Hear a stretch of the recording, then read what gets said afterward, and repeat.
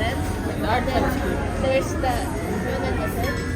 This Manda has this place called heaven, and then there's this yung earth. Okay? Sa heaven, they don't know. They think that that's actually like that's it. Kapag nila alam. nahulog ka, that's called the abyss. Ah. And then in that place, it's surrounded into hati siya into districts, right? The clean one, and then the place full of trash. Tapos yung kabila, that's where trash are usually doon. Tapos sa abyss nila, sinakakamak ang bakura nila. Tapos if you're like committed, Good if point, you're guilty three. of murder or something, you're gonna have to abyss. Ina. I will hold it while you Sa mga pagtaong mo pala. That's where. Yeah. Okay. So, It's basically Earth. Ito yung ground. Ito yung floating island type of thing. the dating here. Yeah. Is the- They're on the ground. Yeah, they're on the ground. And then this is the bottom. Yeah. Abyss. So yung main character na nakahulog siya doon. Agaling sa taas. Yeah. When it's brought down, everything was like a fire and trash. So basically, lahat ng mga tao na bumaba, they were the people upstairs. So Yeah. out na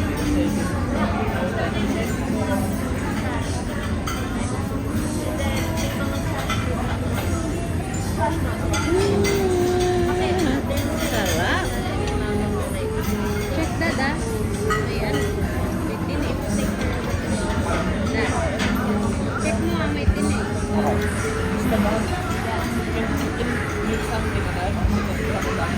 Yeah. So basically, I did just welcome to that. I guess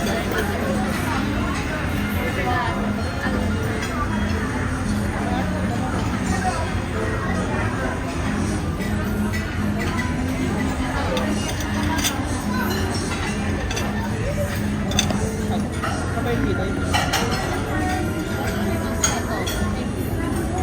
How many minutes? Ilan na? Mga 3. Yeah.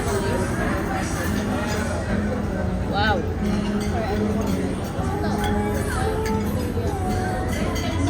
You want? Nana. Thank you. You're not in the Gusto niya yung isda.